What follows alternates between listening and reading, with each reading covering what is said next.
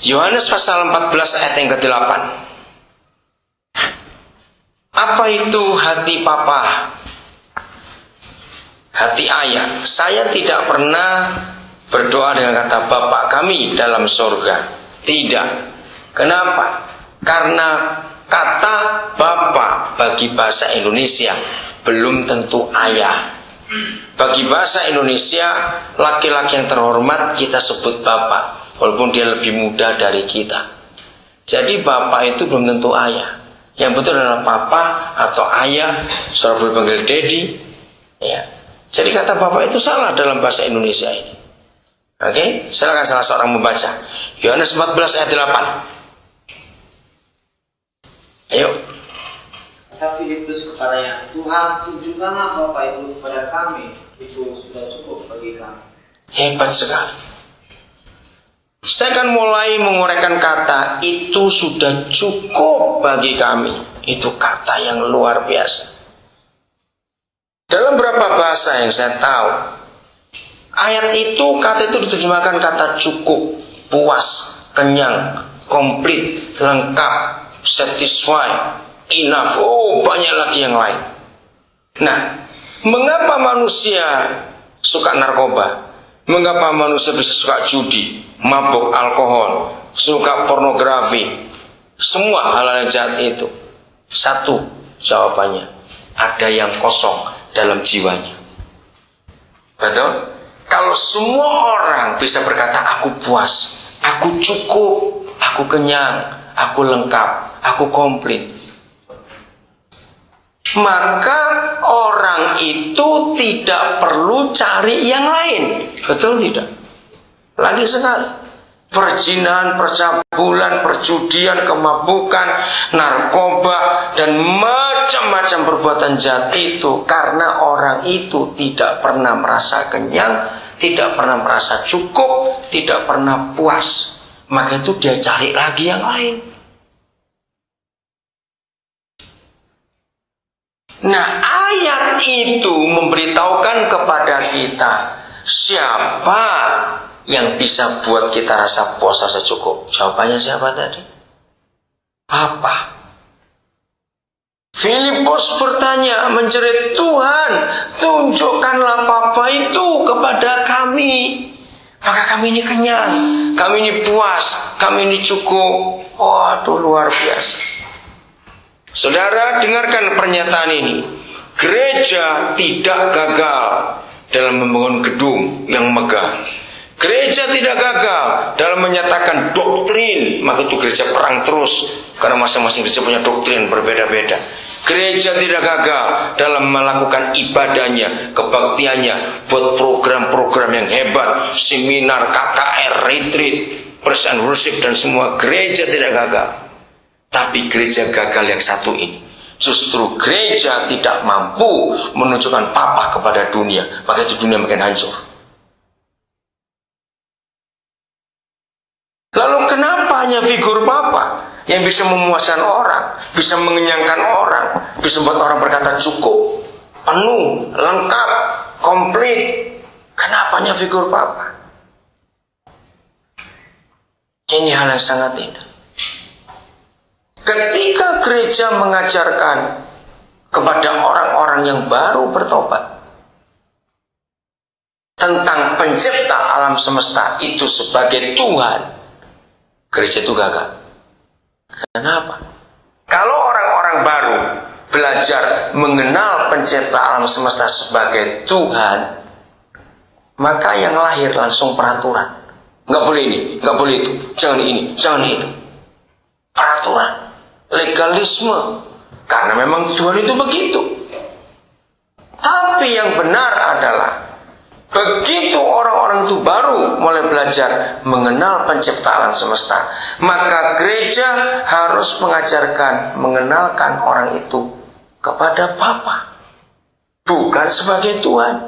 Dia itu Papamu. Saya beri contoh begini. Nggak ada orang tua segoblok apapun atau segila apapun, begitu mereka punya anak baru lahir umur sehari, langsung peraturan diajarkan pada bayi itu, Di rumah ini bangun pagi jam 5, mandi jam 6, sarapan jam 7. Yang goblok siapa ini? Ya bapaknya. Ngapain diberikan peraturan dulu pada anak sekecil ini? Bayi-bayi itu membutuhkan kasih sayang. Dan itu papa. Jadi hati papa itu hati yang penuh kasih, bukan peraturan. Bukan peraturan.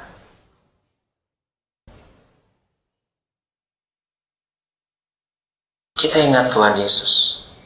Ini konsep yang penting sekali. Dan saya pegang itu sampai hari ini.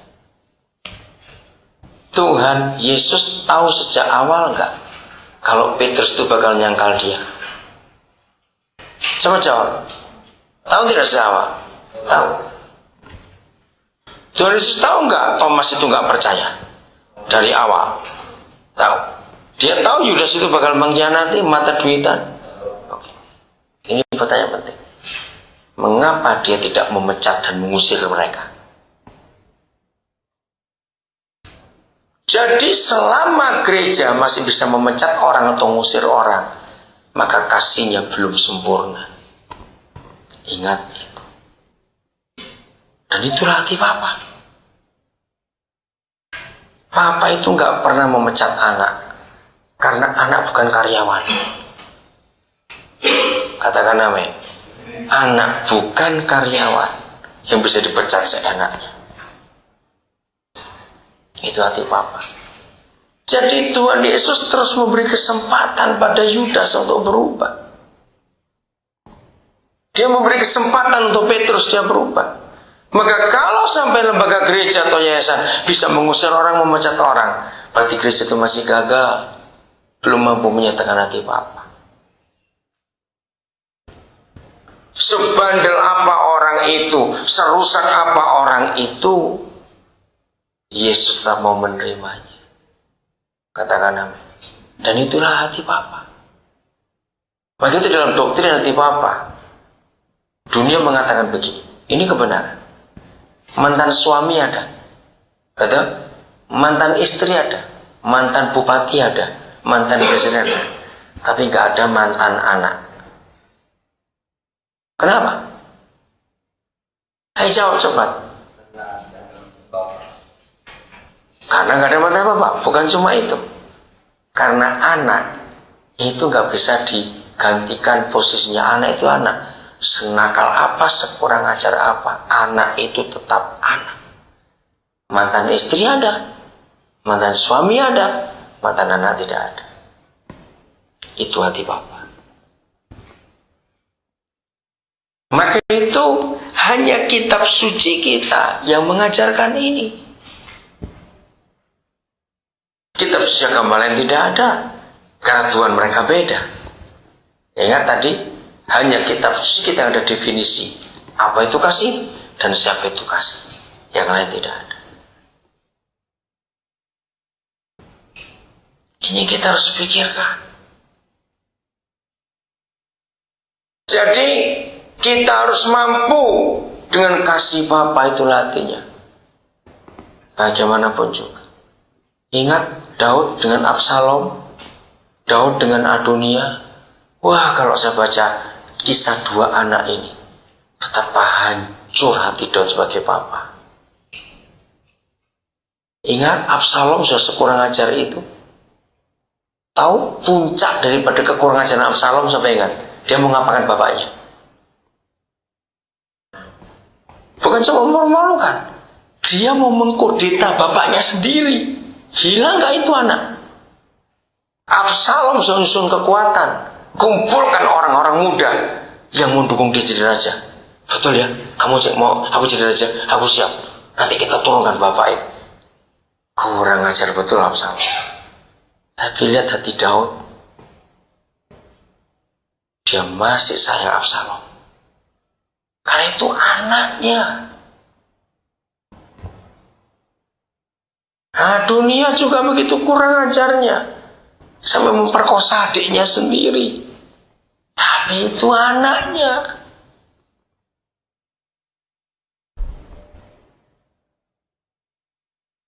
Contohnya, walaupun tidak semua saudara pendeta, tapi pasti tahu. Ya, kapan